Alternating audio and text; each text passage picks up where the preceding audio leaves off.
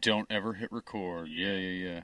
Hell yeah, guys. Welcome back to another episode, yet another episode of Art of the Jam. Before we get going, do you guys want some water, some coffee, anything like that? I'm okay right now. I think we're good right now. I got my Gatorade. Oh, you came prepared. You Oh, don't yeah. want my. I even brought my own amp and my own guitar and stuff too. And then I show up and you're like, I already got all that figured out for you, buddy. You don't need my. Hey, you gotta come prepared. Yeah, absolutely. You should. But I also I kind of like to feel accommodating. You know what I mean? Hospitable. Oh yeah, well that's nice too. Even musically, like I want to be like, hey, if you don't want to bring your gear, you don't have to. But also, I understand because I no matter where I go, if I go to like a jam or something, I at least have my guitar. Yeah. You know what I mean? I'm not gonna play somebody else's guitar. I know it's Jam. yeah, but Well, that's like also I just got this 5150, and I've literally played it like 3 times. So I'm just like any excuse I have to bust that sucker out, I'm gonna bust it out. oh yeah, okay, I get you. Maybe we'll unload that here later. We might have to. Yeah. Before we get into that, guys, I do have a question for you, audience. In the tradition of Art of the Jam, here is yet another question. And when we get back from the intro, we will maybe discuss it ourselves if we don't feel too uncomfortable or whatever and what have you. But our question for you today, audience, is what is the biggest obstacle that's held you back in life? Have you conquered it? And if not, why do you think not? I know that's kind of a three-parter, but here I will repeat it for you once again. What is the biggest obstacle in your life that's been holding you back? Have you conquered it? And if not, why not? That being said, cue the intro.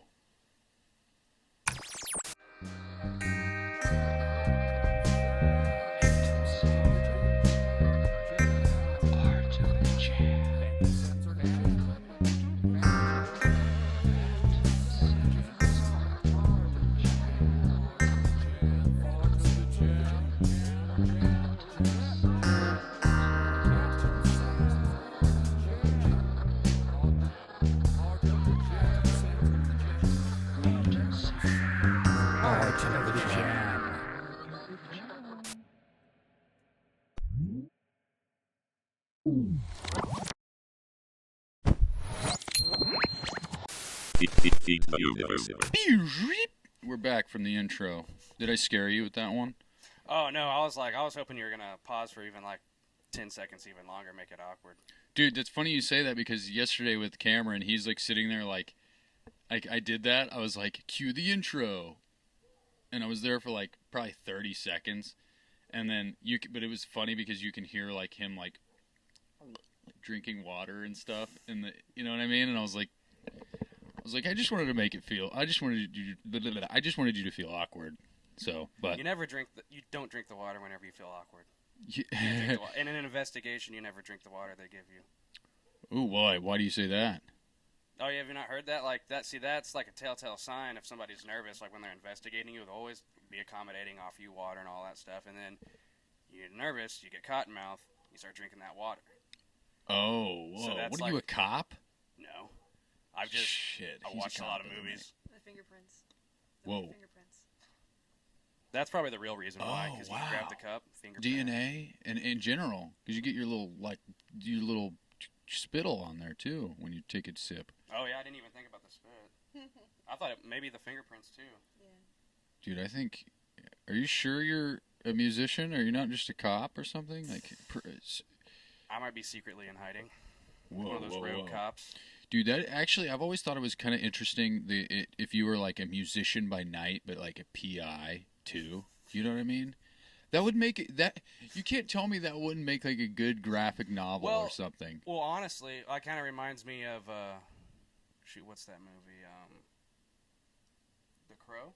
The Crow. Yeah, the original Crow. Oh yeah. But he's not really like doing any like detective work of a night. He's like this badass musician dude who has this girlfriend, and then she dies, and he right.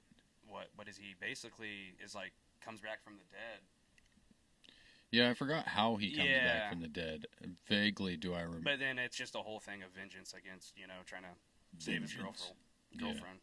They just recently remade that with Yeah. Skarsgård, the dude that played Pennywise in the new Oh It. yeah, we watched that and we were like semi impressed by it. Like the special effects in some of the scenes were cool, but like the original storyline of the original Crow was far surpasses the storyline of Is that one. Is it not the same storyline? No, it's not the same storyline. It's essentially like the same like subject. Like he dies and he's trying to avenge his girlfriend, but like the other one was like way more romantic. Like he was sitting up on top of a tower, like playing Jimi Hendrix, just like yearning after Ooh. his old lady. It gave me chills. Why Yeah, they give me chills? and then it shows him like shirtless, like going like crazy, like in a rage in his room, like trying to like figure out how to get his girlfriend back because she died and he didn't.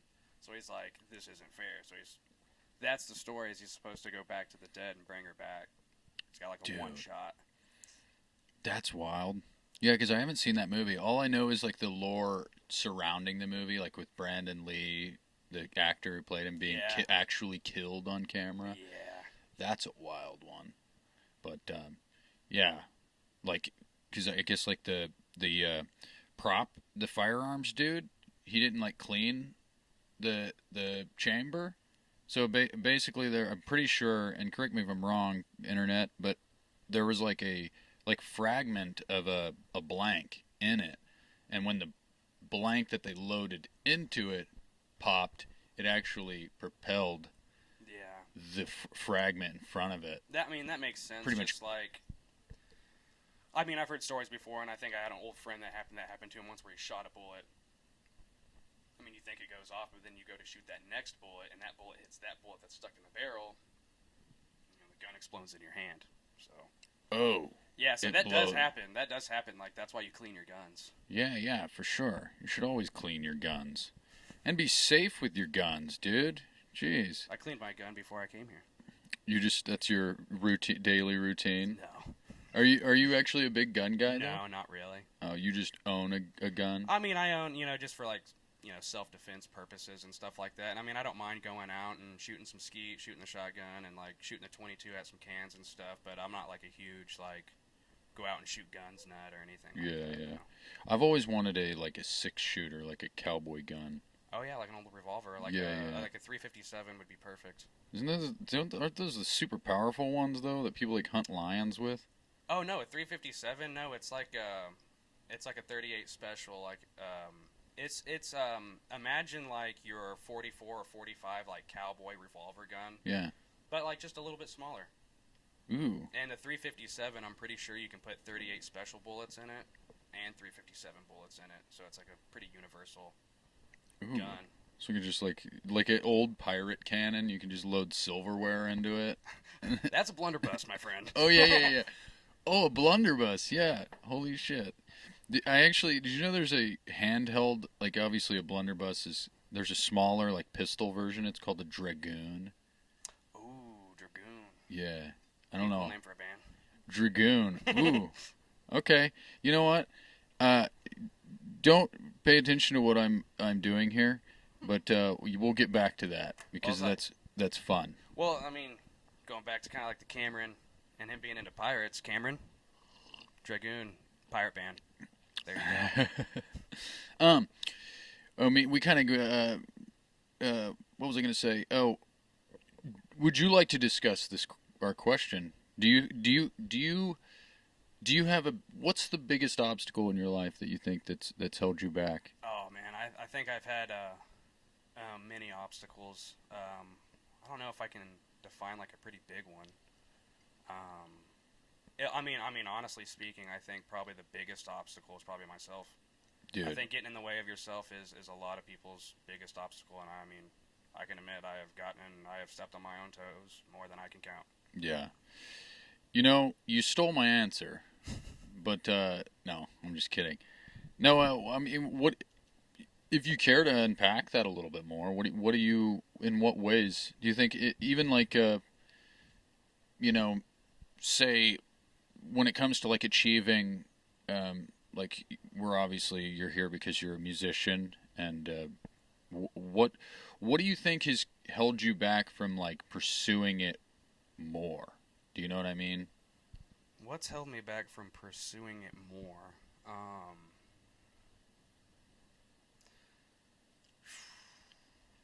And like I said, we I don't. don't. I don't think that I've really held back from pursuing it more. I think I think music and like most musicians is just kind of in our blood. Like we have an undying need to create and be involved in music in some space. Like some people want to just like play guitar and they're totally satisfied with sitting around the campfire and playing tunes here and now and then. Yeah. That's kind of like their intent.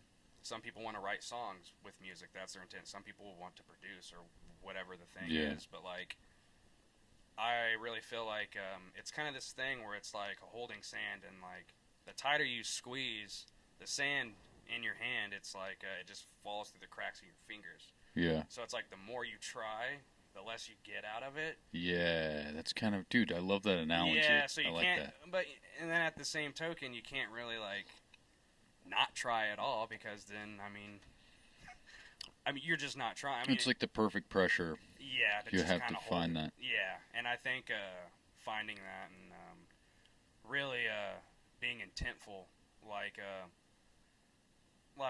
just whenever you're doing something, it has to have like intent to it. And a lot of times, I think I was just doing things with no intent. I was just doing them just because that's what I was used to doing. I was comfortable. Yeah. I think being comfortable in any situation is it can backfire really quick. Well, absolutely. Yeah. Yeah, because you get caught in a loop. You know, Yeah. you understand what I mean by that? Like, if you get too comfortable, you get caught in this perpetual loop that's really hard to get out of. Like, and that goes for anything. I feel like that goes for you know like a routine with like a day job and like things like that. It's hard to get out of it. You could even it could be. I've talked about this with Space Camp before. It's like even playing your instrument. It goes down to that where it's like you'll do that same little lick, that same little run. You know what I mean? Yeah. And it's hard to get out of that like minor pentatonic thing. Like you know Oh, what I yeah, mean? dude, Like that's all- I'm a all over it. scale. Like Yeah.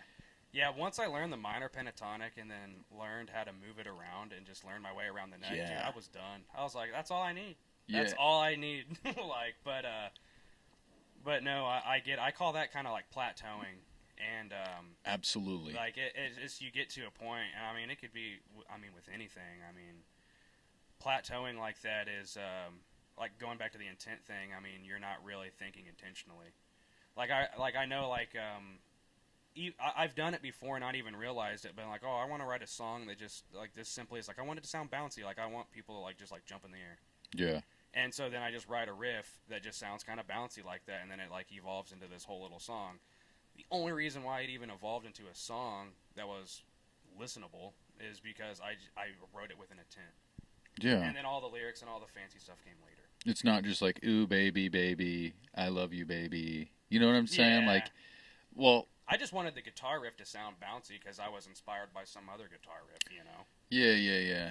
I get you. But it's like I feel like the only people that can get away with like an "Ooh Baby Baby" song with like no intent is Led Zeppelin. Do you know what I Yeah. mean? Because like every song they have is like shreds. Yeah. I mean, I'm a big Zeppelin fan, but every song they have is very good for the most part. No, dude, I listened to Led Zeppelin, which she's heard it 1,000 times before, but I've listened to Led Zeppelin for like, there was like 3 years from like 17, maybe it was like 2 years straight, maybe it was like from 16 to 18. Mm-hmm. I listened to nothing but Led Zeppelin. I mean, I just went through their albums, and every time I wanted to listen to something different, I'm just like, nah, just listen to Led Zeppelin. Yeah. So I Listen yeah. to Into the Outdoor rather than Zeppelin 3 if I want to hear. You know what I mean? Yeah.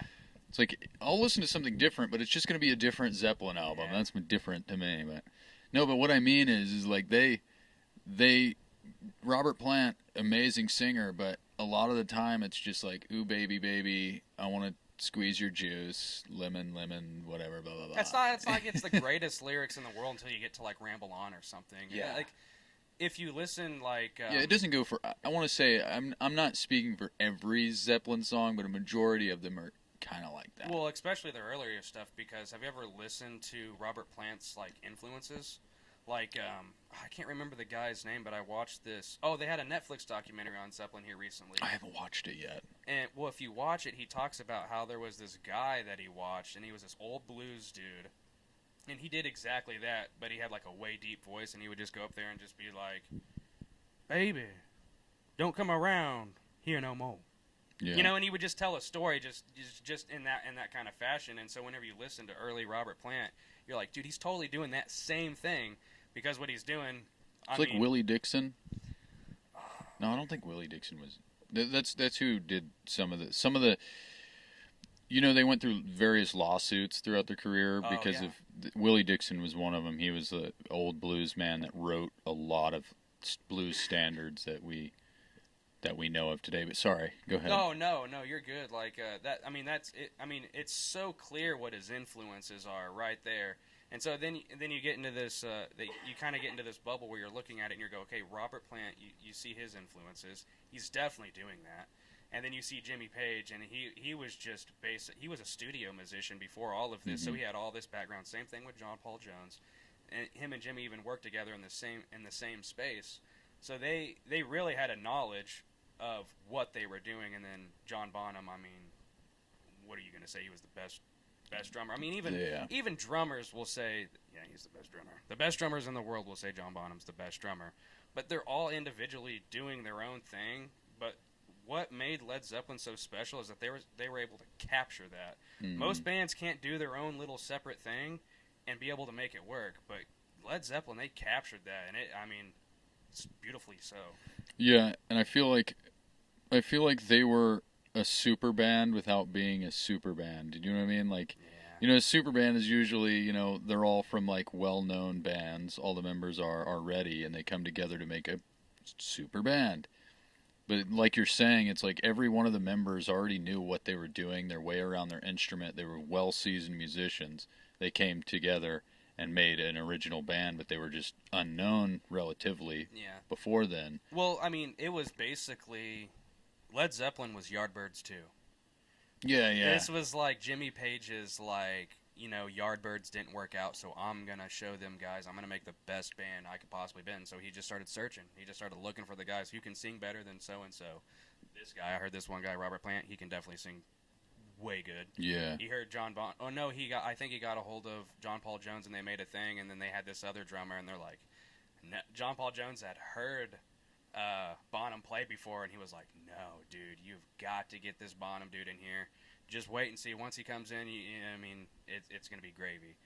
Yeah. And then they came in, heard him once, and he's like, I mean, the rest is history. Dude. Hell yeah. Dude, yeah, I got to watch that documentary, I think. No, dude, have you realized how many, like, top-tier guitar players were in the Yardbirds? Yeah, well, you got Eric Clapton, Jimmy Page. Jeff Beck was in the Yardbirds. I didn't even know that. Yeah. And I forgot, I feel like there was one more. But I don't know, I feel like the Yardbirds, that's what makes the Yardbirds such an important band, is not necessarily their music, although their music is really dope. You know, I can't even remember. Like, all of there's some beautiful characteristics of every song that they have that makes it unique in itself. Yeah. But what I think is the most important thing, or what makes the Yardbirds such an important band, is that it literally, like, cultivated amazing guitar players. Yeah, I feel like, it was like a womb for, like, all these fucking killers, you know what I mean? I mean, that was back in the day where they were, like, blowing their amps and, like, using, like, tube screamers and stuff, so they were just, like, trying to get the nastiest riffs out of what they had, because, I mean, like, that was pretty much how, like, distortion was created, wasn't it? These guys blowing out their tubes or blowing out their speakers and just being like, whoa, that sounds kind of cool, and then just cranking it up, because I think they learned that kind of thing from the Beatles, because it was like they were screaming so loud, and then, you know, all they had was like some little twin reverbs or whatever, and they had to crank that up, or some Vox amps. They were Vox guys. Yeah, they were Vox guys, so they had to crank those Vox amps as loud as they could go, and they just eventually blew. Did you actually know, here's some fun facts, I'm not sure if you knew this, but first, distortion, and it's debatable, but do you know who Link Wray is? I don't think so, no. So Link Wray, he was old, like, I don't want to say surf, but Jimmy Page actually in the documentary It Might Get Loud. Have you seen that documentary? I probably have. It's the one with The Edge from U2. I don't know why, but that's beside the point. The Edge from U2, Jimmy Page, and Jack White. Oh, I've seen that on YouTube where they're all like sitting in a room jamming and Yeah, like, yeah. coming up with stuff. They he actually cites Link Wray's Rumble as a huge influence on Jimmy Page did Rumble by Link Wray because it was one of the first songs that was ever banned from the radio and it didn't have any lyrics. It would just incited. It was just blom blom blom. Yeah, And it was incited a certain feeling inside of people. Exactly, And they didn't like it. It was sorcery. But Link Wray, he is it's debatable, but he is the one that was credited mostly for creating distortion. And what he did is, like you were saying, busting out speakers and tubes. He actually took a pencil and jammed holes in the paper cone of his speaker and realized that it broke it up like that and made it sound disgusting. And that's widely considered the beginning of distortion. I mean, that makes sense. I think I've heard stories like that before. I've heard stories, like old studio stories of people poking holes in their amps or in their speakers of their amps before, something like distortion was invented. I've heard that before. Yeah. Aren't you glad that we don't have to fucking do that anymore? No. Not that we ever had to, but they were primal, dude. They got barbaric with it. Yeah. Well, it's also, I feel like maybe the country's economy was in better shape maybe then. I don't know. Wasn't alive. You know what I'm getting at? It's like if I were to poke holes in that Vox amp speaker, that's $300 down the drain. Yeah. You know what I mean? Well, just for the speaker, cause yeah, the speaker. I mean, the loan is $300. I mean, I was talking to her about this the other day, but like, she has this iPad that she has Procreate on, and she does all of her art on and stuff. Mm-hmm. And how much did you spend on that? Oh, back in the day, probably a little over $1,000. Yeah. Well, I just bought my amp, and it was a little under $1,000. Hell yeah. For that 5150, and I'm thinking, holy shit, this is a really old iPad, basically. Yeah. It's $1,000 iPad, and it has way more technology in this iPad than that 5150 has in it. Way more. Yeah, yeah. But they're the same price. Like, why the hell is music equipment so expensive? I mean, it's very. I mean, you're paying for the sound and the tone. I get that, but like, these people design these amps in that way. But it's like, why does it got to be so expensive when it's literally operated with light bulbs and a speaker? Takes 2 wires. Like, yeah, you're paying for the motherboard and the sound that amp produces, and it's like, that's not that much technology. It's like it's the branding. You're paying for the name of it. Yeah. Well, you do know that there's only like 2 factories in the entire world that make tubes. Really? Yeah, there was one in the Sovtech one that was in Russia, and then there's, I'm pretty sure, I think there's one actually in America now. I might be wrong. But there was one in China and Russia, I believe. And yeah, so basically they're all manufactured in the same factory, and then they just, some are better than others. They'll just stamp the name on it or run it out, blah, blah, blah. That makes sense. One of them almost shut down during COVID, so that's why everybody started, there was I don't know if you remember this, but, because I've always been a tube amp guy, so like whenever I was trying to, during COVID, try to get tubes, it was actually substantially more difficult because there was a shortage, because I'm pretty sure one of the factories had to shut down. It may have been the Chinese factory. I mean, yeah, I mean, that's crazy. I mean, I was a tube guy for a long time, and then I went and did solid state for many years, and the entire time I was solid state guy, I was just thinking about tube guy. Like, Yeah. I didn't want the tube back. Sorry. There's a thing that people always say, and the average listener that comes to see your show, they're not going to know the difference. But I feel like tubes are for the player. You know what I mean? It's a feeling. Yeah. Not so much like you can hear it. Yeah. Because you know. Yeah. But it's like if somebody's just like, I'm going to go see a show. I'm a big metal guy. I'm going to go see a show. And then he goes in and he's not going to be like, he would be a lot better if that was a tube amp, not a solid, Yeah. They don't know. You know. the Well, difference, unless they are a musician themselves. But I'm talking like the average Joe. yeah, I think the average Joe who just enjoys music just like everyone else enjoys music, they're not gonna know and they're not gonna care. Yeah. But I think it's a lot of like the principle. So like whenever I know my amp, I can clearly tell that one amp physically pushes more air than the other. Yeah. It pushes air, and I like that. But really, what it is, I guess for me is, I guess how do I put this? Is it's like some guys want like I guess I'm kind of in this thing now where I'm trying to do things because I'm trying to stay away from how things are recorded like today. Like, I mean, it's so easy to just like plug your thing into your computer, write a little diddly do, and throw it up on Spotify, and then it's done. But people back in the day, they tried so hard, like just cutting tape and going through all the measures that they went through to make something, and so I'm kind of inspired by how these pieces of work were created, just like purely just how it was created, not like the songwriting aspect or whatever. Yeah.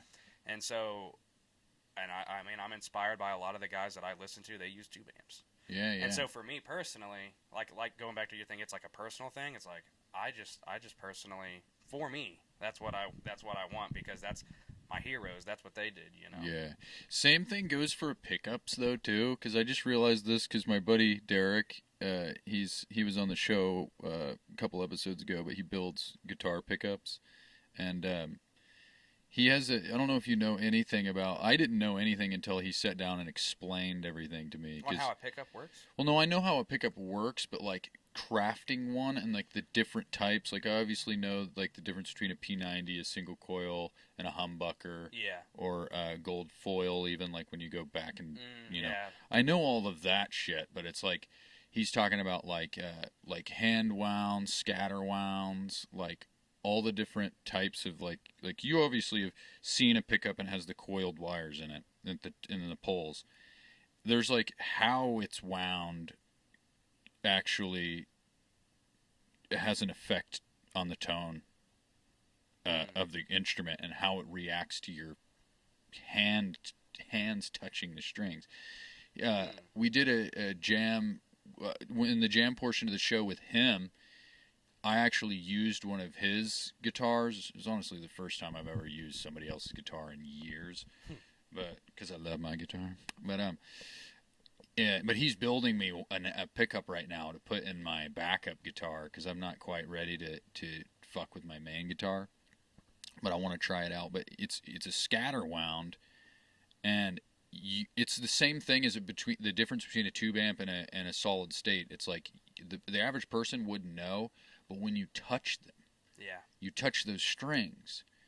There's something like you feel like it's really weird. Like it. I think that's what, like, the key word of what you're saying is your hands. Like, everyone knows, I mean, a lot of the best guitar players know that the tone is in your hands. Oh, yeah. So it's like how that guitar feels in your hand is going to make a difference, how the neck feels, how the strings feel, how, like you said, whenever you played with that new pickup, it made it feel different when you hit it with it made your hands feel different when it you played. Reacts to your... Yeah, so that physical thing is going to make the biggest impact, and I've seen people go as far as like the Jimi Hendrix coil leads make a huge difference. I've never heard that. But yeah, I guess it cuts out some of the high like hum or like the high pinging hum or whatever, and then I guess with the coiled leads, and then and a lot of people don't realize it too, but the speaker in your amp can make it make your tone wildly different too. I could just switch the speakers out of my amp and give it a completely different tone. Yeah, headroom is a big thing too. Yeah. Like these two amps over here, the Vox AC15 C1 and then this PV Delta. I was always a Vox guy, but then I traded a old Strat for this PV Delta, and I haven't went back to Vox after because it's a 15-inch speaker in it, and I'm like, and it's just, it has like this weird, like you were talking about pushing air. It's like there's so much more headroom that you can, like, it's so much. You can crank it more and get louder before the breakup. You know what I mean? Before you lose dynamic. Yeah. And I can control myself way more with it, and it's just a fat tone. Like it's you know, because the Voxes are known for being like high treble, chimey type of, but also gritty whenever you fucking crank them. But the Peavey, it's like it's got that perfect. Yeah, dude. I love it. Great. I love Peavey's great. Like, and I think that's like how your body reacts to something when you play it, or how you feel. Because like, I mean, shit. I mean, we could sit here and talk gear all day, but none of that stuff matters. Oh no! None of it matters, bro. You were talking about tone being in your hands, and that's if you're a musician or a guitar player, and you've heard that before. Yeah. I heard this thing not too long ago, and I'd never heard the quote before, but I loved it. It was the left hand is what you know, and the right hand is who you are. Oh wow, I've never heard that. I love that. Yeah, dude, that gave me chills again just now. Like, yeah. It's beautiful because it really is. It's like this hand. I mean, I guess it depends on. Obviously, there's an exception to left-handed guitar players, but most people are right-handed. So you know this hand. It's all the scales, chord shapes, things. It's what you logically Probably know. Like your left brain, you know. Exactly. The logical part of your brain. And then this is what actually tells this hand. Yeah. It's wild. I've kind of done it before where it's like I've seen people do party tricks where it's like they're playing the notes up here and there. They just have like a random person just strumming the chords for them. Even though this person knows nothing about music. Yeah. They're able to just strum the strings and let the guy just kind of let his left hand take over. But like the implication of that right hand, that's what I've told people before, is like it's all in the right. Pay attention to the right hand. Yeah. Pay attention to the right hand, like somebody like Jimi Hendrix. That's why he's well accounted like one of the greatest guitar players of all time. My favorite guitar player, David Gilmour, but that's debatable. Solid. Yeah. But Jimi Hendrix, it was when people went and saw them play, they didn't really think anything of him, but when they watched him, they noticed that he was a full body expression. There was a dude. It wasn't a dude up there playing guitar. It was a dude, and his guitar was part of him, and he was full body, just pure expression. Is whenever people saw him. So people often wouldn't even clap. They would just be like, "Whoa!" They had never seen somebody just full on 100% express themselves in that way. Yeah. And I think that the level of expression, pure expression that Jimi Hendrix had was the greatest. David Gilmour, whenever I listen to him, that makes me feel a certain way. Oh yeah. Kind of like what you're talking about. Like it almost cast a spell, Yeah, he is. We played with this band not too long ago, and I've mentioned this before on the show, so I don't want to repeat myself too much. But there was two guitar players, and one of them was like an aggressive shredder. Like they were like a country blues type of vibe, but one of them was just shredding blues. And then the other one, after I talked to them later, he was like, "Yeah, he's a really good guitar player," but almost he's intimidated by his own bandmate as a guitar player. But listening to this guy, he would ring these notes out, and he was and I described him as a suave talker. It's like this guy's just right in your face. And then this guy is just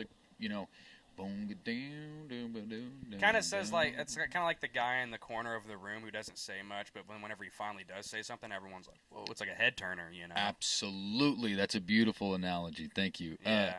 No, but that's kind of how I see. My point being is that's kind of the difference between Jimi Hendrix and David Gilmour is they're both. Everybody has their voice. Yeah. And Jimi Hendrix is an aggressive, not aggressive, but compared to David Gilmour, aggressive. Yeah. Player, and he can shred and he can express himself in this. But David Gilmour is known for those long ringing, you know what I'm saying? He'll his sustain.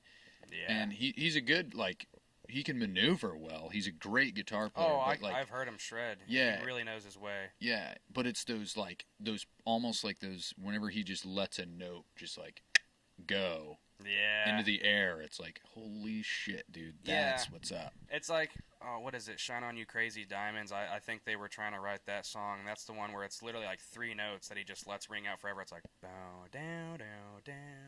Yeah, And he just lets it ring out. And I think I saw an interview in him, and he was like, he was just sitting there trying to come up with something, and then he just hit those 4 notes and was just like, and then everyone just kind of got quiet, and he just kept on doing it. And you could tell the energy in the room had shifted to like, that's like hypnotizing. What is that? Yeah. You know? And he's like, I'm literally just hitting 4 notes. Bow, down, down, Yeah. down.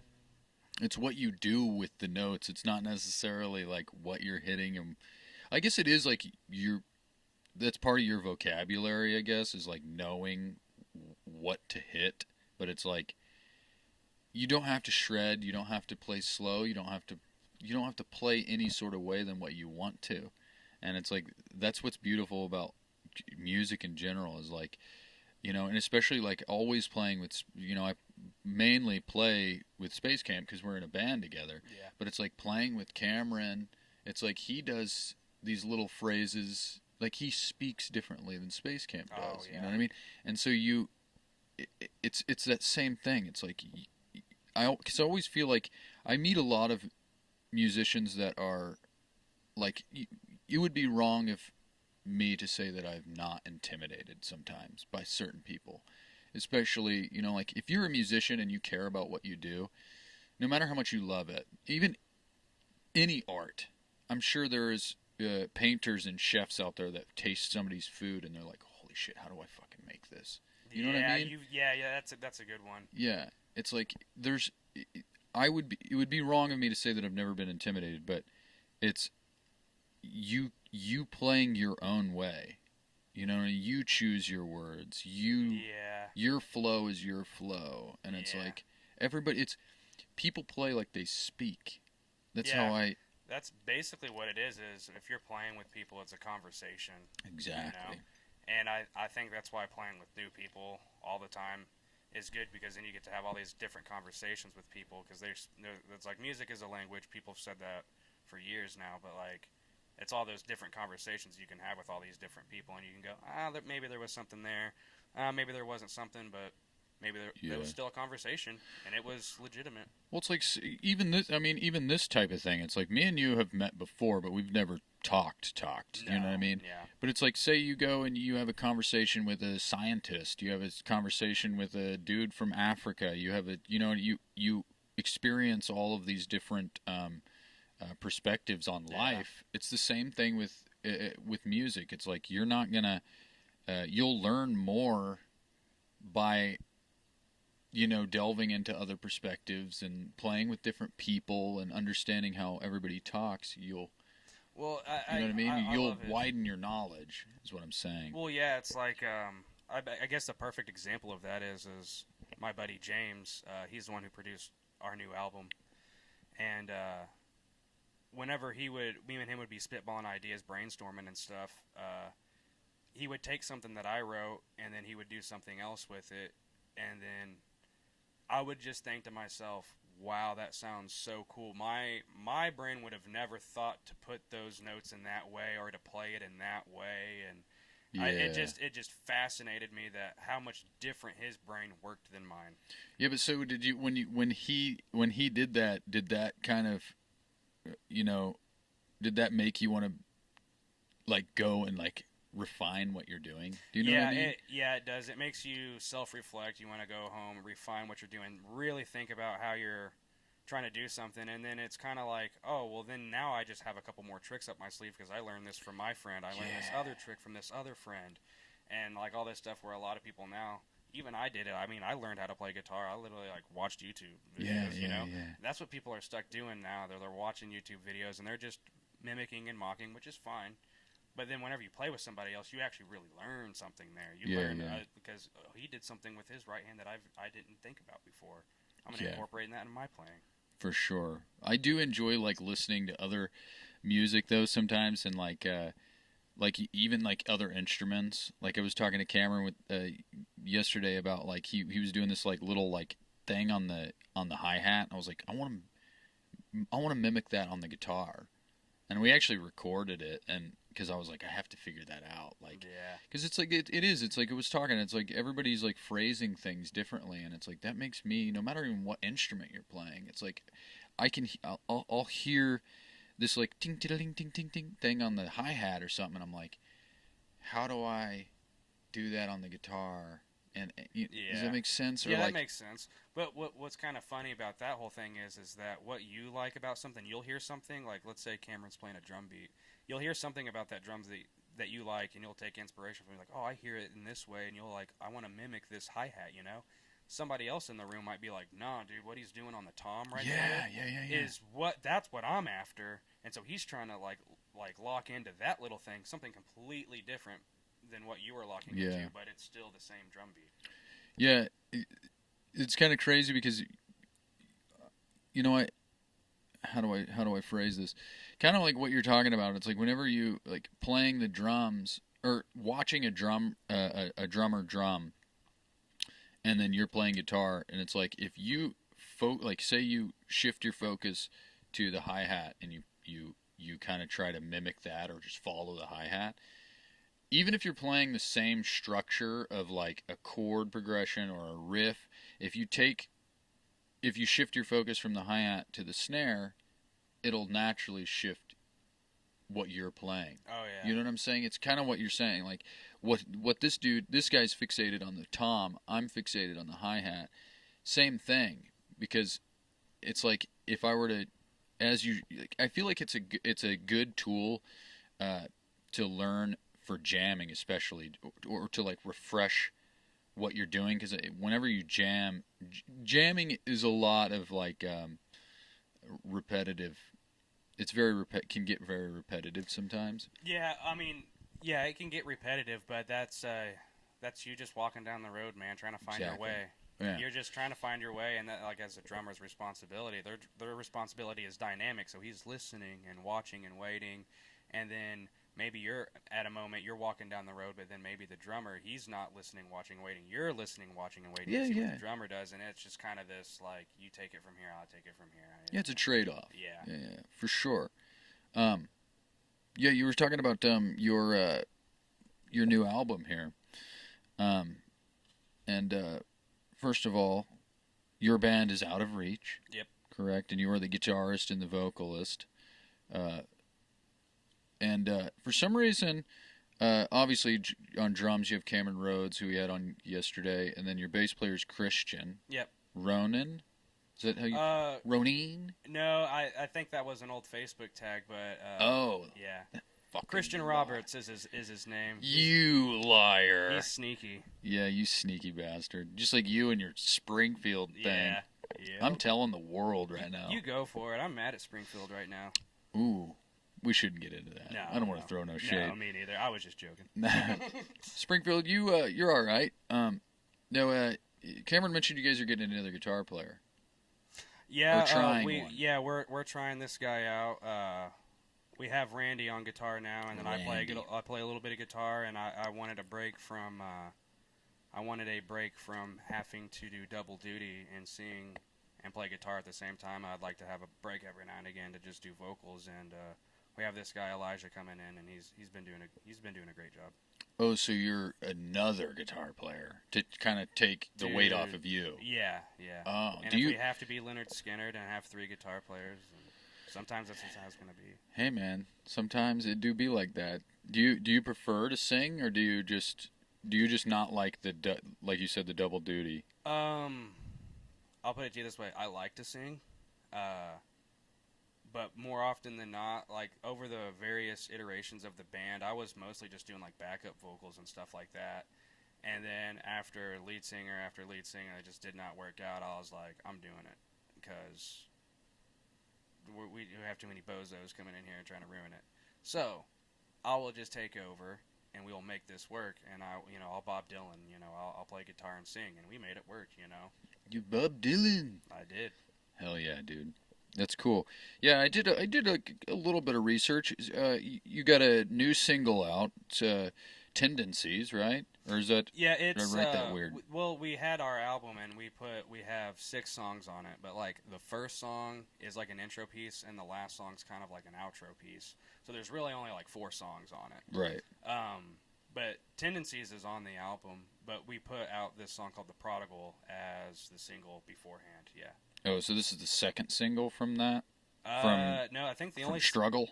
Oh yeah, Is the EP. Yeah, Struggle is the EP, and the single that we released before Struggle was The Prodigal, which The Prodigal is still on the EP. You know, Oh, we just yeah, released yeah, it yeah. I beforehand. get you. Yeah, I did a little bit of, like I said, I did a little bit of research. So your new single, or your Tendencies and Prodigal from Struggle. Yep. And then you have 6 singles total: Forbidden, Lost, Forever Regrets, Define My Truth, Pyramids, and The Prodigal, correct? Yeah, yeah. That was a lot of those songs were Growing Pains. Yeah, definitely very Yeah. early versions of Out of Reach. Yeah.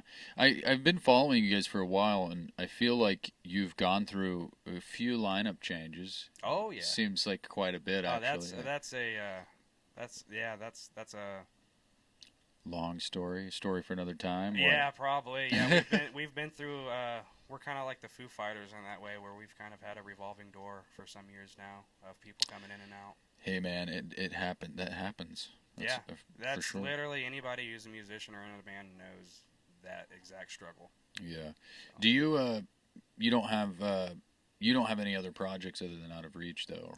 No, I don't. I would like to do something different. I think me and Aurora are going to start dabbling around a little bit. I've been showing her some guitar riffs Ooh. and stuff, and I've been writing some music on my own personal endeavors, and I think we're going to try to do something in that realm. I don't want to pry too much on that subject, but is it in the same fashion as Out of Reach, like genre-wise, or whatever? I don't like. Obviously, Out of Reach is, you would call it what, hardcore, metal, whatever. Yep. I hate mentioning that because I don't like genre, if that makes sense. Like Yeah. I don't like saying like, oh, you're You're a a metal metal. band. Yeah, because then that's like, even if you don't believe it, it's like subconsciously, I will Yeah. think you're a metal band, and you'll be like, man, he thought we were a metal band. Am I a metal band? You know what I mean? It's like, Yeah. you'll kind of like at least consider the box that you may or may not be in. You know Yeah. what I mean? Well, I think that was kind of like a big thing in the '90s. Like anything that was harder than rock was just considered metal. Right. And then you have like punk, and you have punk kids and grunge kids and all this stuff, and they're like, dude, we're not metal. You know? Right. I love metal, but we're not metal. Yeah. But is this in the same realm? Like your project that you're considering with her, is it in the same realm as? Oh, it's like in the very beginning stages. Like I said, I have some a couple songs that I've demoed out and played around with, but yeah, I would say it's not in the same realm. No, it's not metal. It's more on the grunge side, actual Okay. singing. Yeah. Yeah, kind of like that post grunge kind of thing. Yeah. Leaning more into that side of it than the metal. Yeah, Anytime. actual singing. You know. Yeah. Anytime anybody says grunge, I automatically think Nirvana though. Like, Yeah. obviously, you know why? I mean, Yeah. it's because that's what they They're are. the top dogs. Yeah. It's yeah. But I have this thing with Nirvana. I feel like every, I guess you would say genre, or every like, what is it, like every decade has their own like version of the Beatles. yeah. So you have like the Beatles, right? And then from there, what would you have like the Beatles of like the '80s would probably be like Motley Crue or like Poison or something. Yeah. And then the '90s is definitely Nirvana, is the Beatles of I the could 90s. feel that. Yeah. And then this might be debatable, but I feel like the Beatles of the early 2000s is probably Nickelback. You know what I mean? Not that I like that answer, but you're not wrong. But yeah, the only reason, well, I'm one of those. there was a lot of Beatles haters too back That's in the true. day, That's and there's true. a lot of Nickelback haters Yeah. nowadays. But everyone kind of likes the Beatles and likes Nickelback. Yeah, it's kind of funny because now everybody that I feel like the Nickelback thing was like, it was just fun to shit on them. You know what I Yeah. mean? It wasn't that they were actually shitty. No. I feel like it was just a fun thing for people to be like, yeah, Nickelback sucks, or like, Yeah, and honestly, I can attest to that because Nickelback has some cringy fucking songs. Like they really like yeah. like I think Chad Kroeger is an excellent songwriter, but I think he really went into the like a cookie cutter type thing. Was like, oh, I know this is gonna sell, so I'm gonna write some rancid lyrics in because I know it's gonna sell. Yeah, he quote unquote sold out in some way, maybe a little bit. Yeah, but their early stuff is great. Yeah, It's great. It's like before they had that big, I'm gonna sell out kind of phase. for sure, for sure. Yeah, because I mean, I'm honestly one of those people that shit on Nickelback, and I still do. I do too. But it's funny to me. Yeah, but It's I not. like Nickelback. Yeah, that's what I'm saying. It's like I don't That's what I'm getting at. Is it's like I am one of those Nickelback shitters, but I don't. I'm not gonna say I'll go out of my way to buy their album, No. but it's like if I'd be a liar if I said that sometimes it's not. I'm not like, look at this photograph. Yeah. You know what I mean? At the back of my head or something, or just getting it caught because. That's the telltale sign. It doesn't matter what it is. If a song gets caught in your head, Yeah. This is how you. yeah, remind yeah, for sure. But yeah. One more question about your music. Who does your album art? This guy, his initials is AI. You motherfucker! You're throwing her under the bus with AI. Oh yeah, yeah. I mean, I'm gonna shit on you for this. Well, it's okay. I totally get it. I did do some photoshopping and stuff like that. It's not just purely AI generated, but most of it is. I'm gonna be honest. And it came to a point where I was wanting people to do legitimate artwork for it. Yeah. But everyone was just they were just gonna AI it.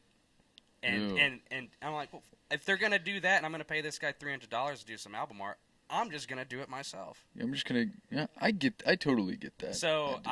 but I also understand AI. It's kind of like cringe, like I mean, Dude, I stopped. it's not real. Yeah, I stopped doing it because I felt bad because it's like I live with an artist. You Yeah. know what I mean? It's like, and now she does all the artwork. But I was kind of curious because I normally do album of the week, and honestly, this is the album of the week. I only picked this because you had a single called Pyramid. Oh, But nice. we're a big Alan Parsons. I don't know if you knew this, but Alan Parsons was one of the sound engineers for Dark Side of the Moon. Okay. Yeah, so I don't know if you've ever listened to the Alan Parsons project. No. Very Floydian. Okay. Yeah. But I thought it honestly reminded me also Oh, of yeah. your album art. Yeah, it took a lot, dude. It wasn't easy to come up with that. Like, I did a lot of work on even though it's AI, it wasn't easy. But I love your album art. I'm a huge fan of like antique televisions and shit. Yeah. And so I was like, this is wild. But then I was literally like, man, I don't have anything that's gonna relate to you. I'm gonna be honest. I assumed incorrectly.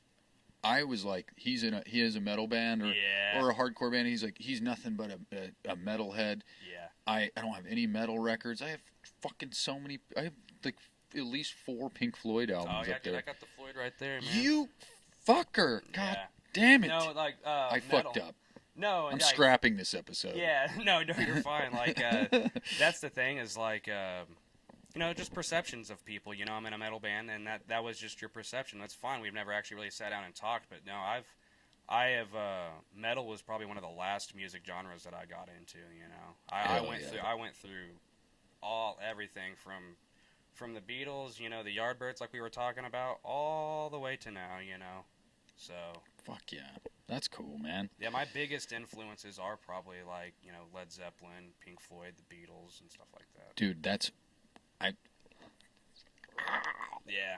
No, that's what I love about this. I honestly love getting people wrong. Yeah. You know what I mean? Because then when we're sitting here, it's like Cameron, for instance. I just assumed he was just like, I'm a drummer. I speak in grunts. You know what I mean? Like, Yeah. But then he's like super insightful.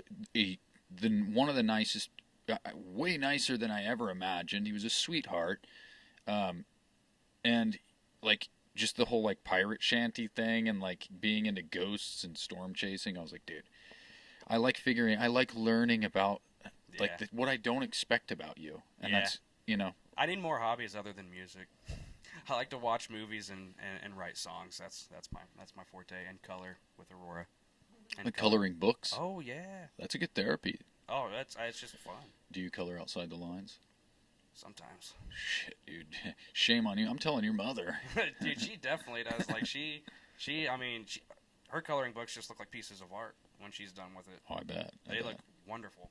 Yeah, I will mention this. What I was going to say earlier outside before we started filming, your art kind of irritates me because it looks so fucking delicious, and I can't eat it. That's the point. Sometimes you just, yeah.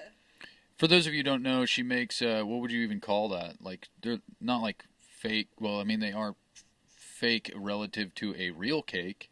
I make, I guess, sculpture art, and I just started off by making cakes. I just really like the tedious time-making process of it, and you're not ever, like, you can't touch cakes and all that stuff, even though you take a long time piping it, and it has all those intricate details and, like, all the textures and stuff. Yeah. You can't touch it or nothing, you just eat it. So And then it's gone. I just thought it would be really cool if I made a sculpture that you could, like, touch it and everything, and you can, and then I made it really pretty, and Yeah, you can pick it up. And it exists forever. It doesn't just get ate, you know. It was just like, I guess, a niche thing I just tried just because I saw a video of it on YouTube, and then I realized I was pretty good at it, so then I just kept going with it because I got hyper fixated on it. But I actually do a lot more stuff than just cakes. Yeah, she does that with a lot of different things. Like Oh hell yeah. Well, I just that's what I seen. That's all I yeah. seen. I didn't want to I know. I you just know. didn't want everyone to just think I always did cakes, so I try to, like, I guess, exclusively get cakes. away from it a little bit, because people are like, well, why can't I eat it? And I'm like, well, I'm sorry, you know, it's just a piece of art. Well, for the viewers at home, you can technically eat it. Are there going to be consequences later to that you ate plastic and paint and I mean, it might not go through Whatever. your GI tract very well. yeah, well, it's just like it's like stop signs. It's kind of just a suggestion. You can Yeah. technically run the stop sign. You can technically speed, but there's consequences. Yeah. But no, it's swell and Yeah, they call them like faux cakes, right? Yeah, I kind of have, like, a deeper hitting meaning to it, though. It's kind of like people have their cake and they like to eat it too. But this cake you can't eat at all. You can't do anything with it. You can just look at it. But it looks delicious. I mean, That's pretty philosophical, All you can really do honestly. is just admire it. Yeah. you There's can't something even to be learned in that, I think. yeah, you can't even watch somebody eat it because I'm like one of those like weird like I don't want to say weird, but I'm a health conscious type of dude. Oh, yeah.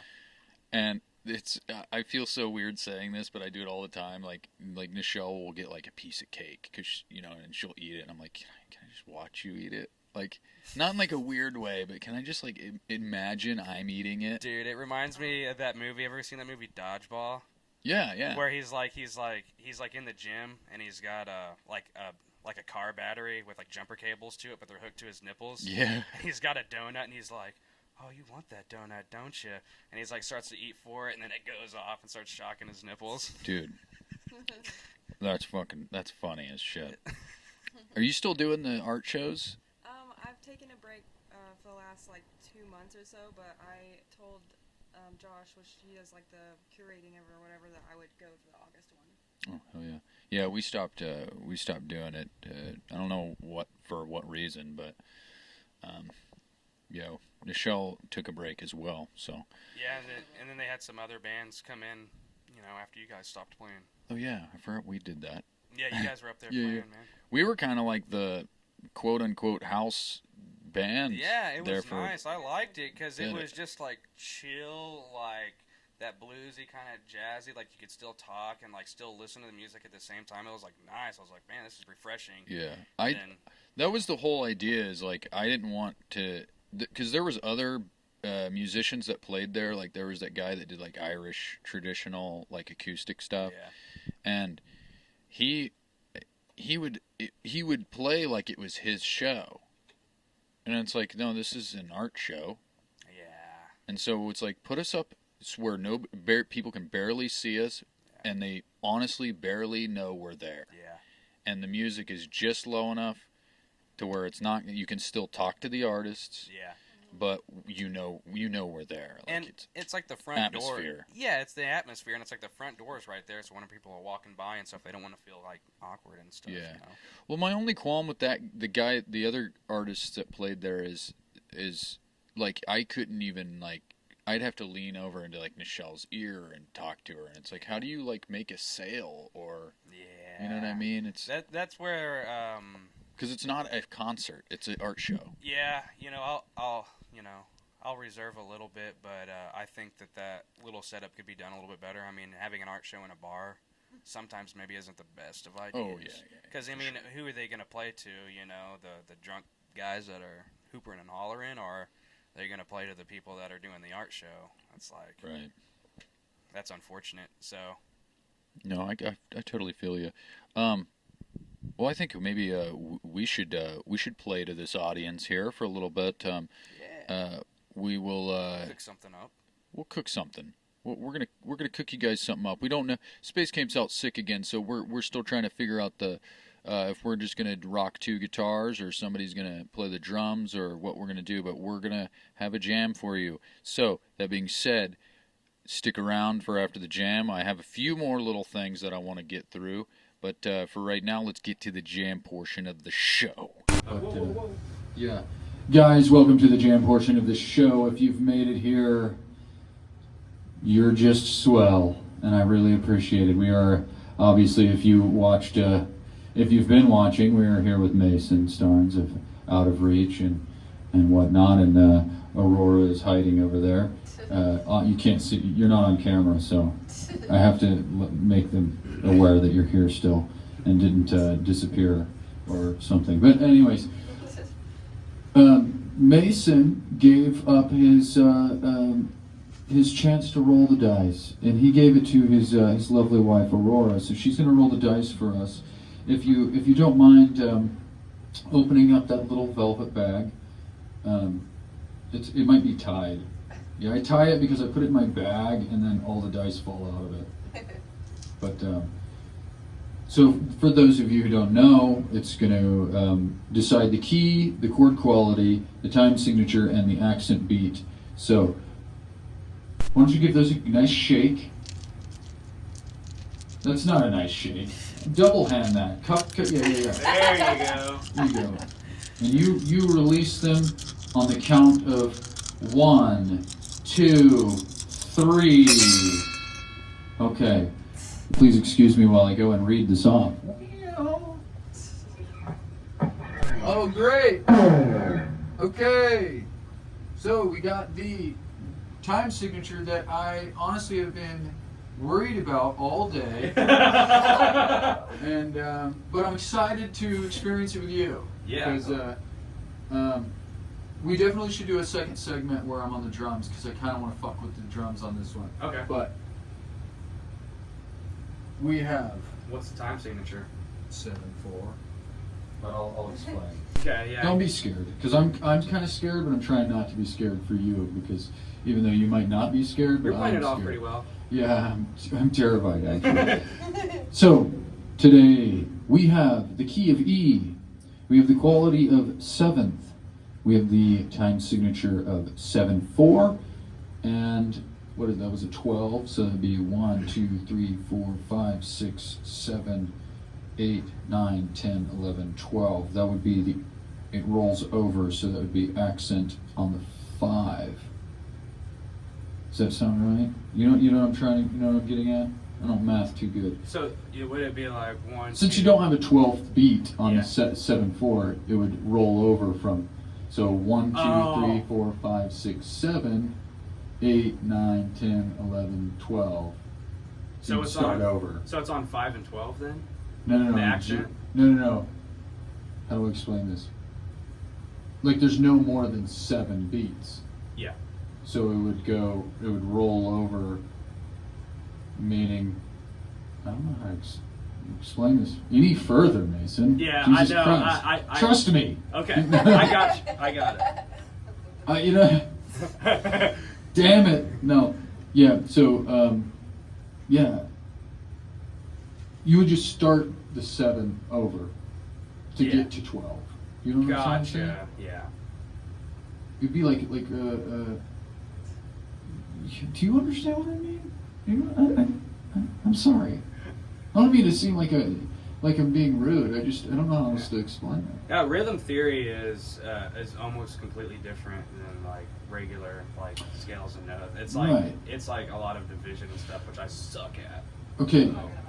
This is the thing though, is the accent is the thing that rarely do we ever actually land. Yeah.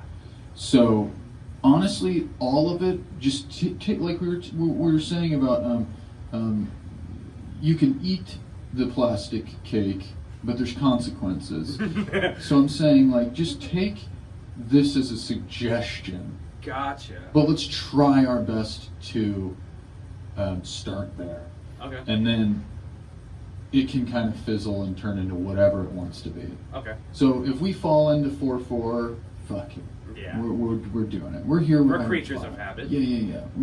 We're here to just like, we're here to fuck around and find out. Okay. Okay. We're here to learn something. So I just need to know that the accent's on 5. Yeah, and we trying to figure out 7/4 without a drum. But let me go ahead and turn this off here.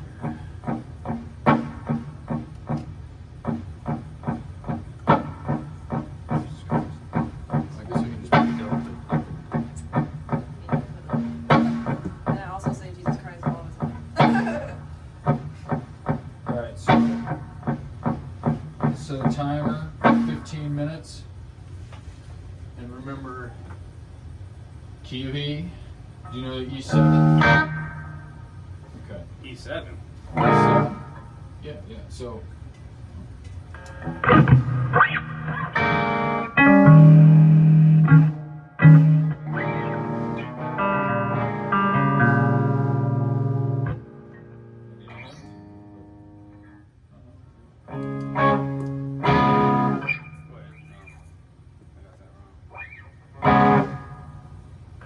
You know the Jimmy chord?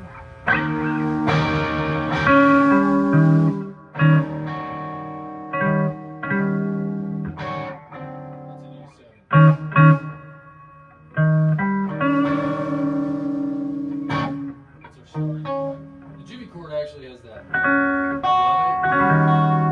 but so 7/4 1 2 3 4 5 6 7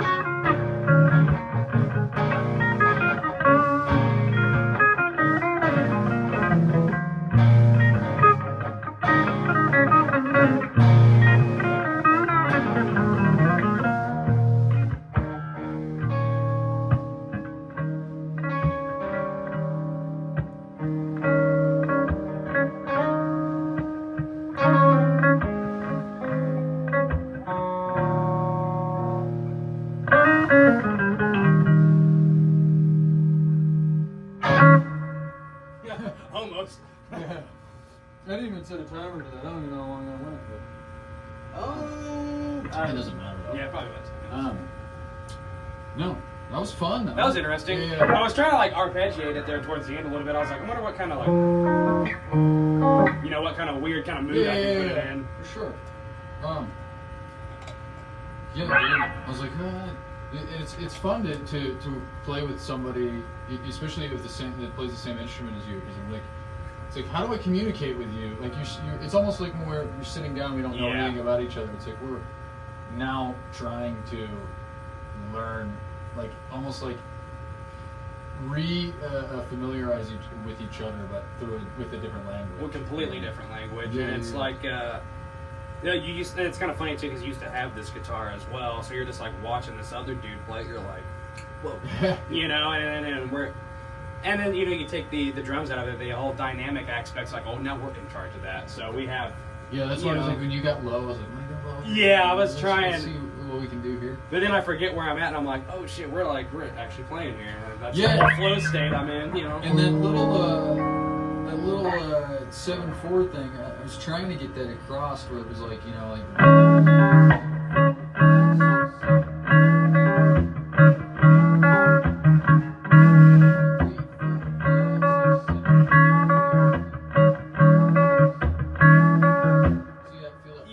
Yeah, that's what I was trying to get that. I wouldn't say swing, but the pitch.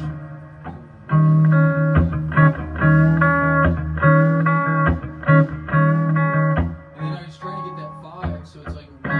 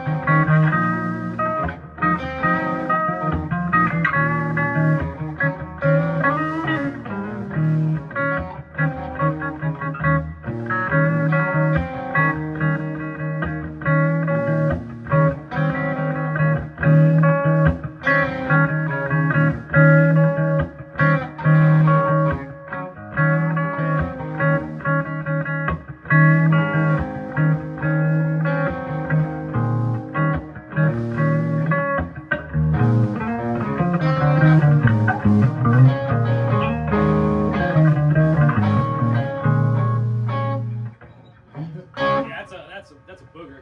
Like I'm even trying. I'm trying to do like some like weird bass lick to like kind of like bring it all together, but it's so hard to find.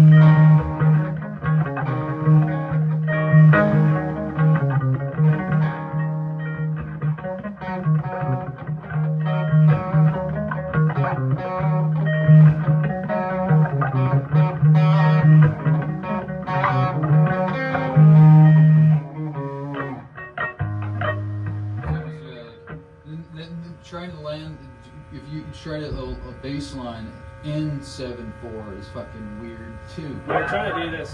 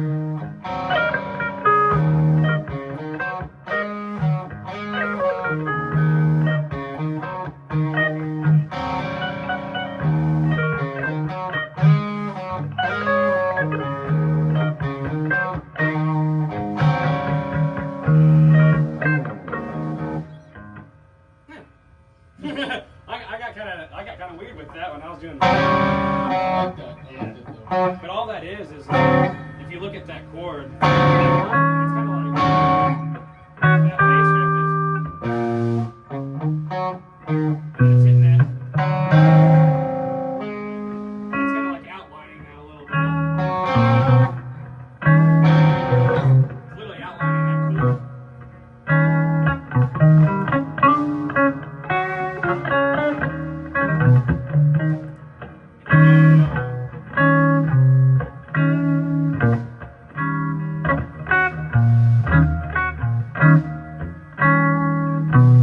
Is that the bass note you're hitting?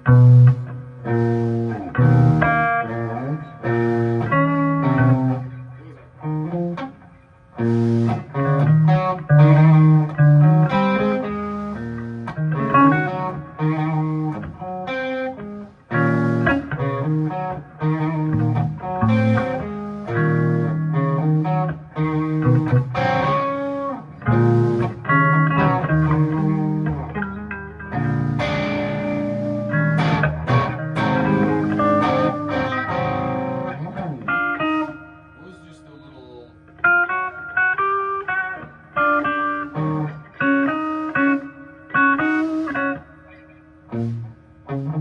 And then it's so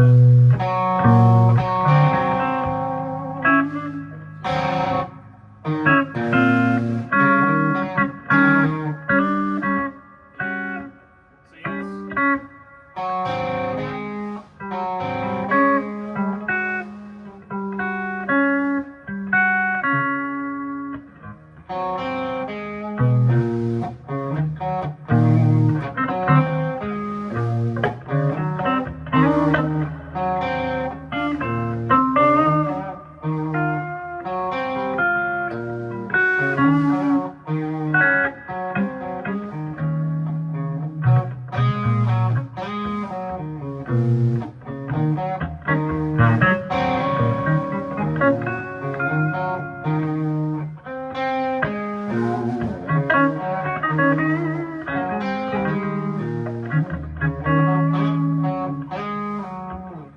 Hell yeah. Yeah. I like that. You want me to hop on the drums and we'll try something? Yeah, sure. Are you cool with that? Yeah, we can go real quick. I don't mean to keep you too late, but.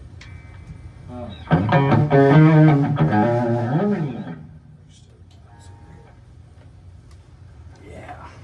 No, because you know, like I said earlier, nothing's perfect. We're just having a good time, you know. And, oh, my light died. Yeah, I was trying to get that leading tone. Let's stick with the. In case I don't use the next one and use this one, let's get back to the show.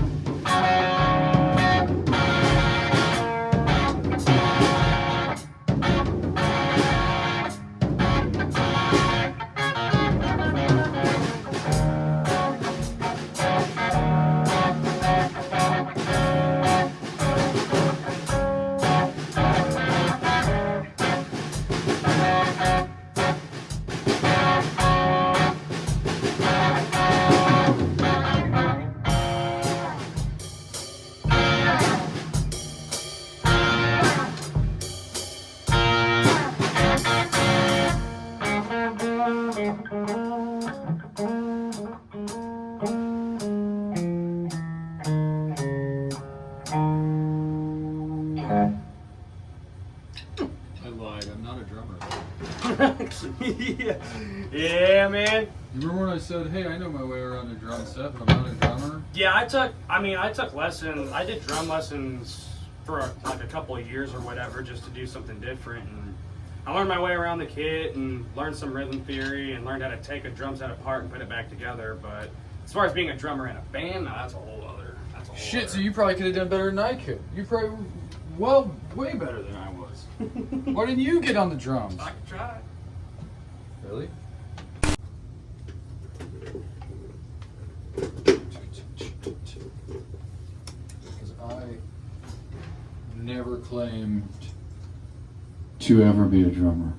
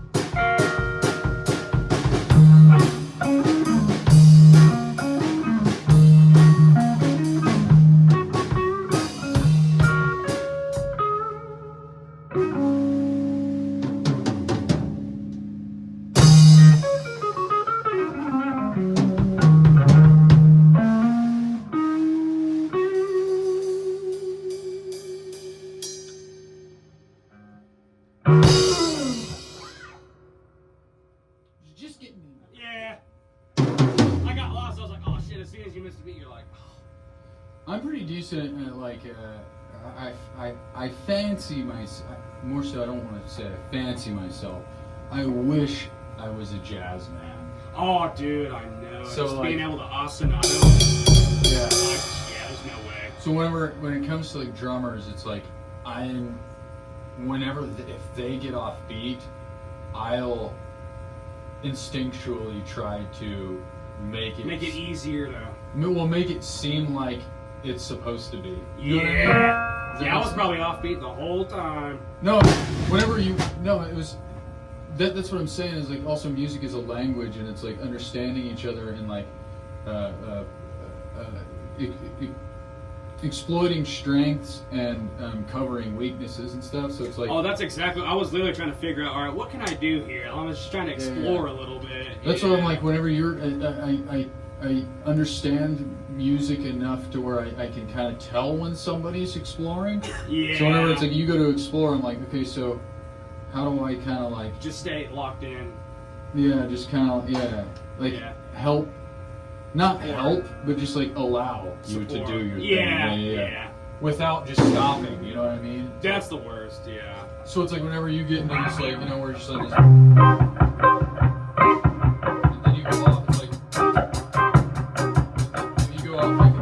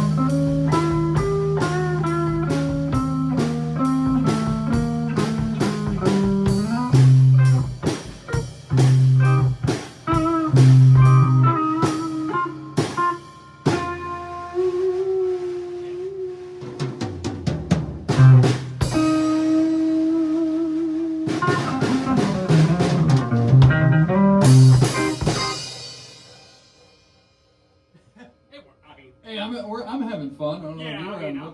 I'm chilling.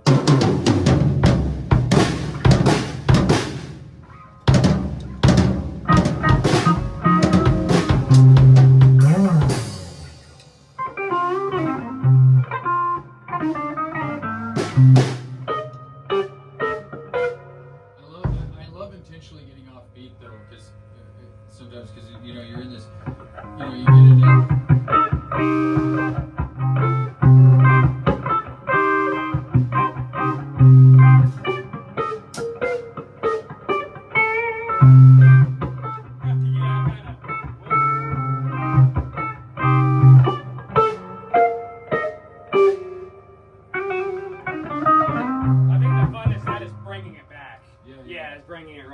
Bringing it back after it's like, whoa, wait a minute. All right, we're chilling again. Right. If we decide to use this, let's get back to the show.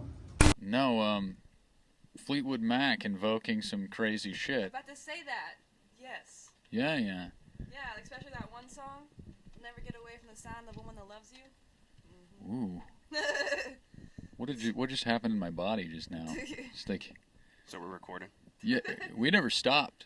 Oh. Yeah, I don't stop. I'll just cut out that. You just cut out all of that. I don't like it because sometimes things will happen in between that I'm like, if I can hear what we're saying, like obviously I'm not gonna like put in like why you hate or whatever. Not shit. He doesn't hate. He doesn't. God damn it. He doesn't hate. He doesn't hate. Cut it. Cut it in post. No. Sometimes interesting things are said off camera, and it's like if the guest is cool with it, I'm gonna keep it in if you can hear it. Oh, yeah. You know what I mean? Especially that's why I was like, man, dude, we're getting right into it. We're back from the jam, everybody, by the way. But we were talking off camera about basically the Incantations that can happen. Maybe you just hold it. All right, sorry. No, you're good. If you actually see that clip is fucked up, and I Looks like a apologize. werewolf got a hold of it. Yeah, well, actually, I have no idea what got a hold of it, but no, we were talking about. I mentioned the movie Sinners about how music has the power to heal, but attracts evil, and we were getting into basically the occult-like nature of music. Yeah, I think, and what Aurora was getting at too is like music is like, I mean, it's essentially made out of vibrations, man. Absolutely. But you get into like all the lore with like, what do they say?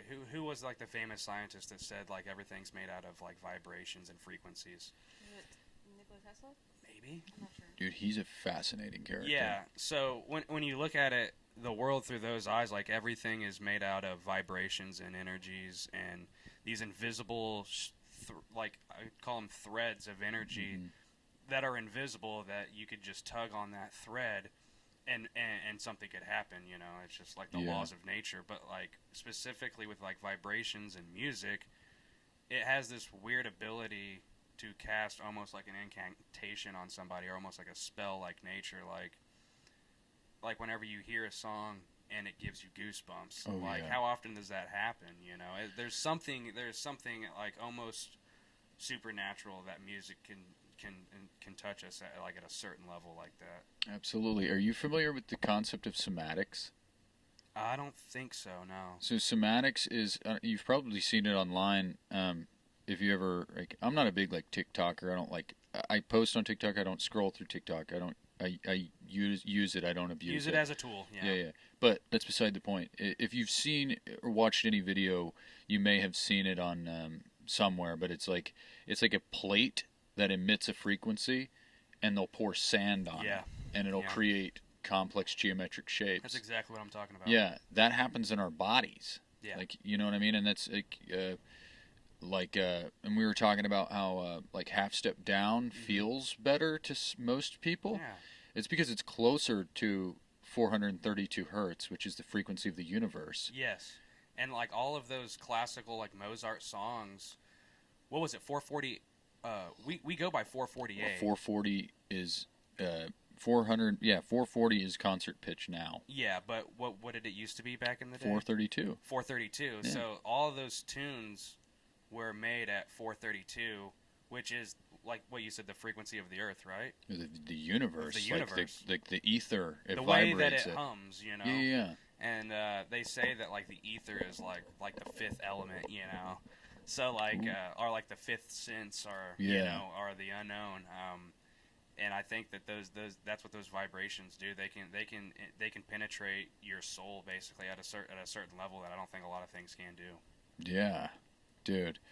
There's also the concept of like I have this book called the Harmony of Heaven and Earth, and it's an occult philosophy, music philosophy book, right? And I was reading it, and there's this instance where this professor, he went to it was like a doctor, and he went to like take care of like a sick monk or something up in like Tibet back in like the 30s, and he like gained their trust over time, and after a while he actually ended up spending months with them, and they eventually were like, we want to show you something, and so they took him to this mountainside where they pointed all of these trumpets and drums in a perfect configuration, and they were all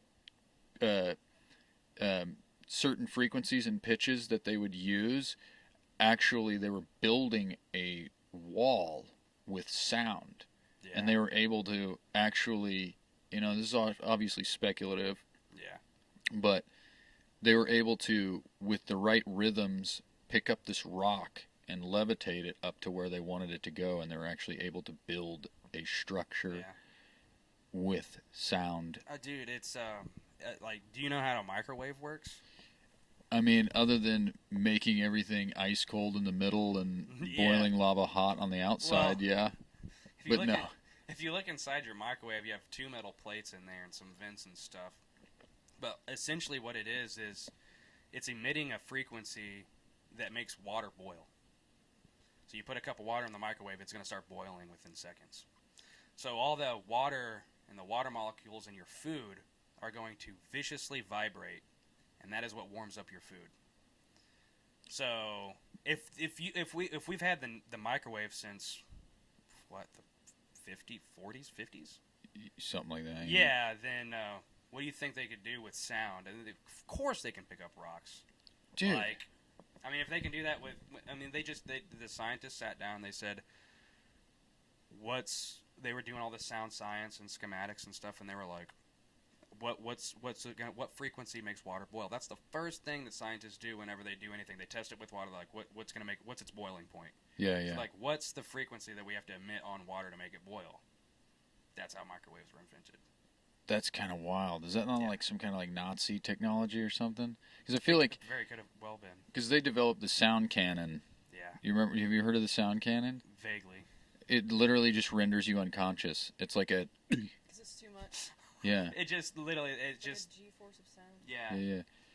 On this last couple episodes ago, you may have seen this video, but these 2 college students created a fire extinguisher that is literally just a giant like bass amplifier, and it emits this like, and it'll put out a fire. See, that's exactly what I'm talking about. It's like and like you're saying, it's like if we have had this type of technology since, honestly, if you believe in the monk story that I just told, Yeah. obviously we've been aware of this like hidden knowledge Yeah. of sound and frequency forever. Yeah. It's like that you could even go as far as to say that there's this speculation that the pyramids were built that way. Yeah.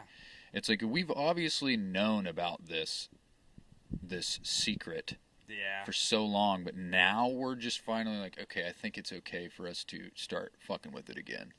Yeah, and dude, maybe that's what like those guys back in the 60s and 70s, they were trying to emit some like maybe even like some weird like dark magic, because they would go to like gravestones, and they would go like, I know Led Zeppelin, they famously went to like Robert Johnson's house and wrote a record, and like, so like you like as much as you can do good with music, you can do evil too. Like in like kind of like what we were getting at, we were walking around talking, is like Limp Bizkit 99.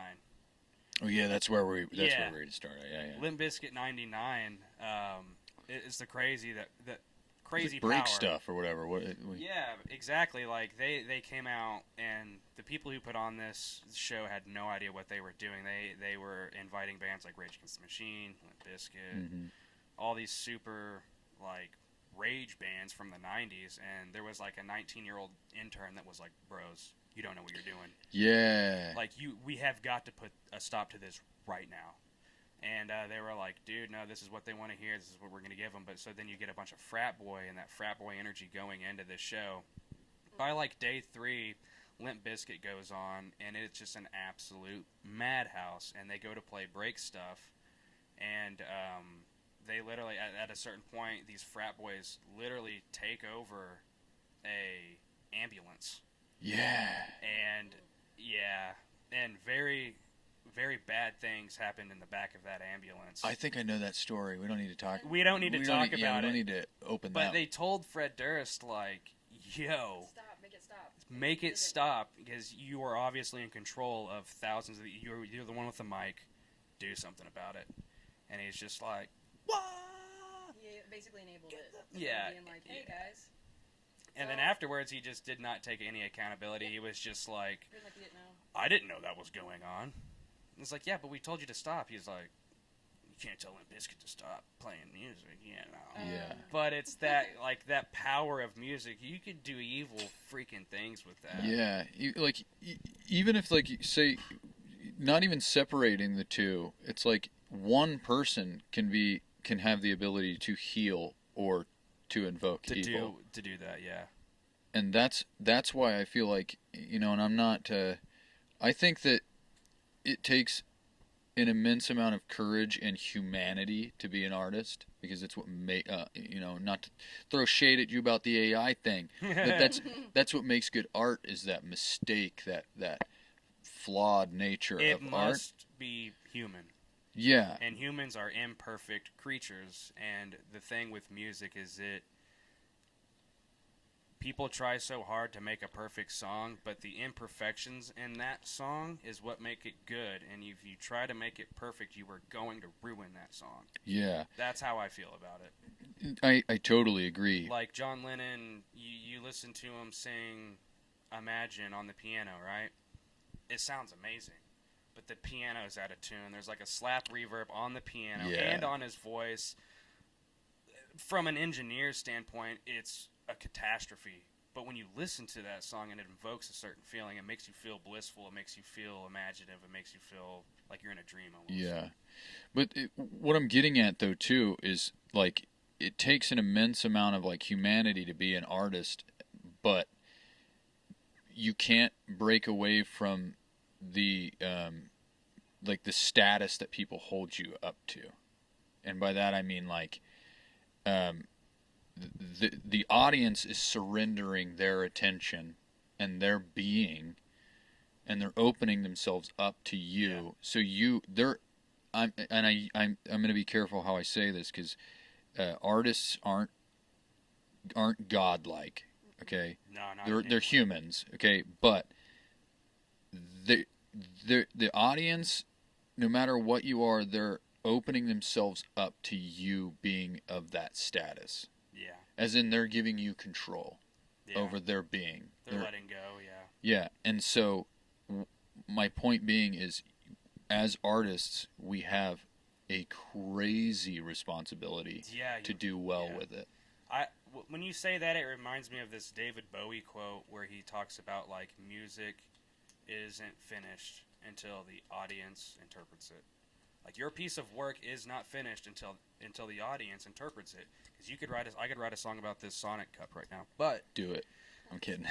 I would, and people could interpret it in a completely different way, and that's their interpretation. It's a timing thing where it hits them and impacts them at a certain point in their life, and they're like, "Oh, this song speaks to me, it speaks to my soul on, like, a deep personal level." Yeah. So.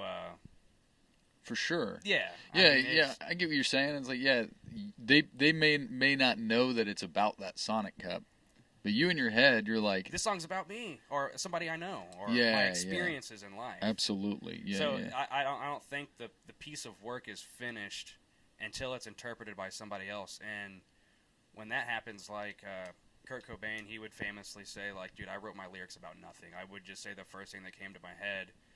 And people would have these own interpretations of it, and the people would come up to me and tell me what my song was about, and I'm just sitting there laughing at them, because, like, the reality of it is the song's about nothing. But the beauty in that creative endeavor is that people can interpret that in a million different ways. That's what made their music just stand out to an entire generation. Right. Huh. No, I like that. Yeah. That's cool.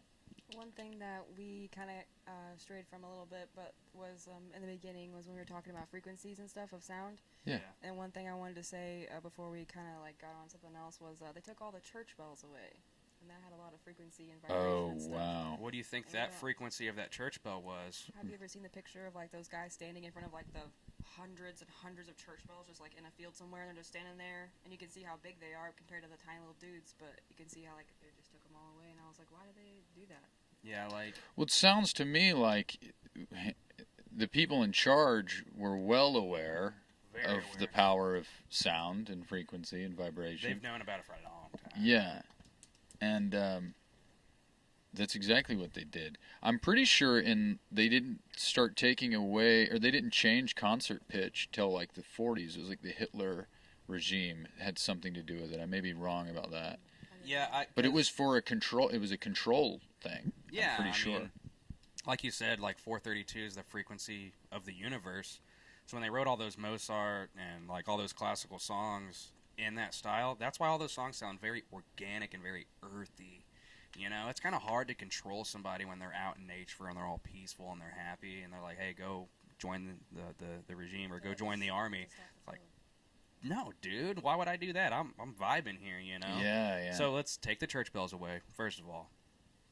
Let's get those out of here because if a church bell went off in Lebanon right now, everyone's ears would perk up.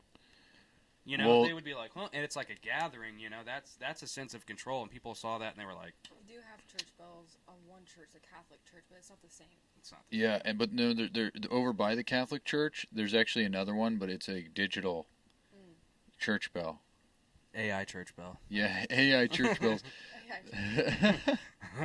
Oh my God, that's so funny. But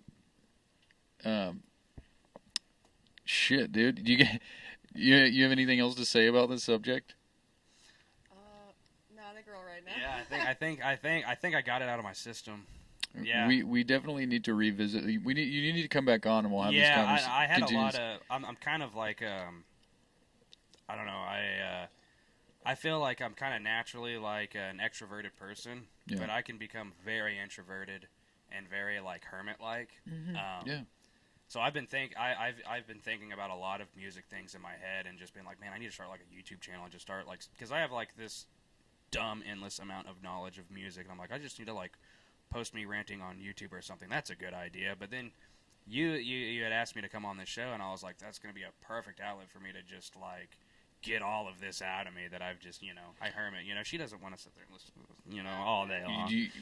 I don't want to, you know, attack you with all my endless music knowledge about nothing. Like, well, I'll just say this is you can come on here and rant whenever you want, and you don't even have to put forth the effort to make your own podcast or anything if you don't want to. You just come on here. Just be like, hey man, I need a rant, and I'll be like, I got you. Next week we'll get back on. I seriously think about every single one of the things I wanted to talk about we hit.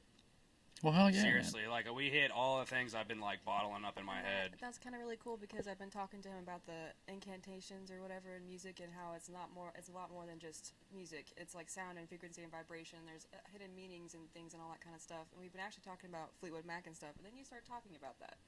So I thought all this was kind of weirdly aligned. Dun, dun. Yeah.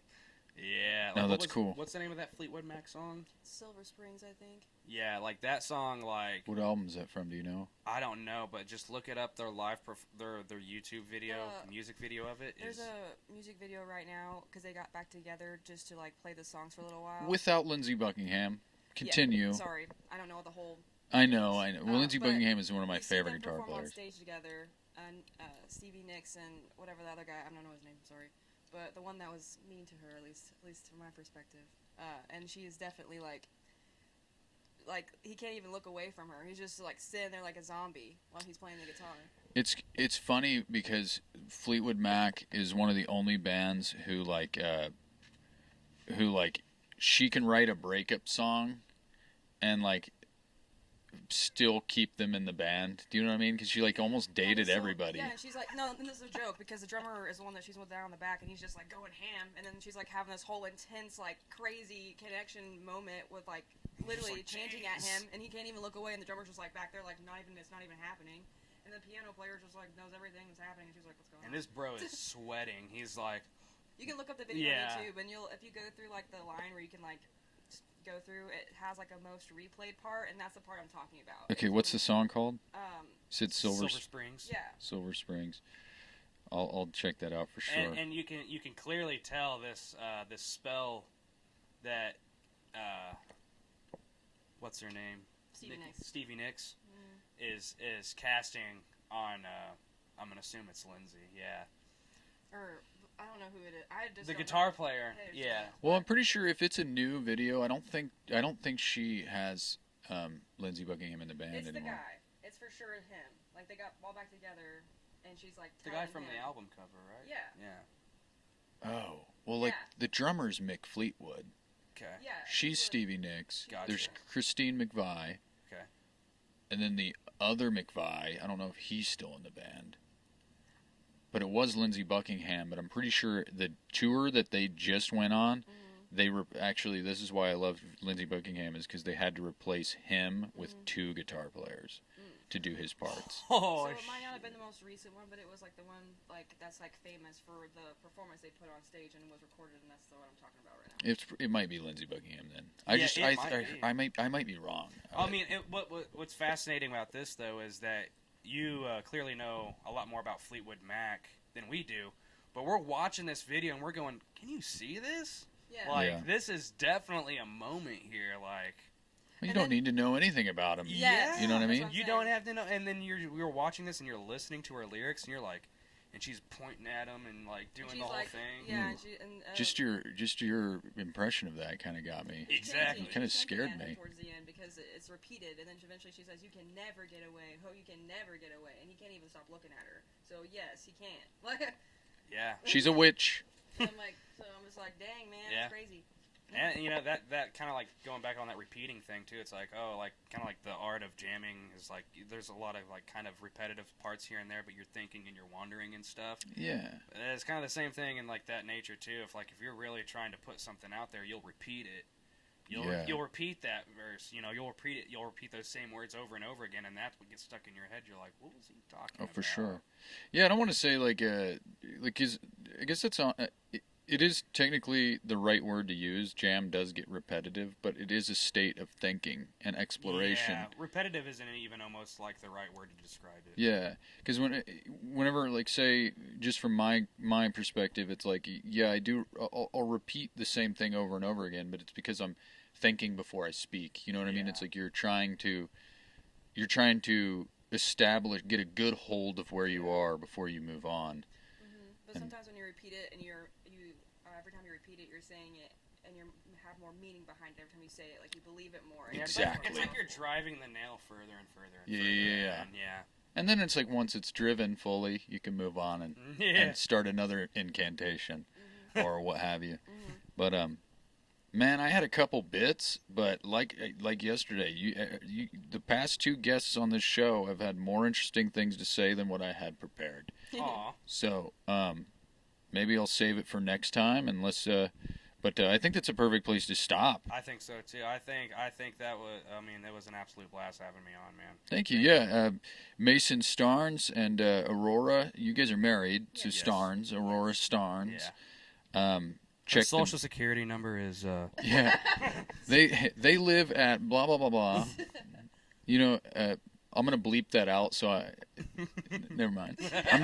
I'm just giving myself more to do at editing process. But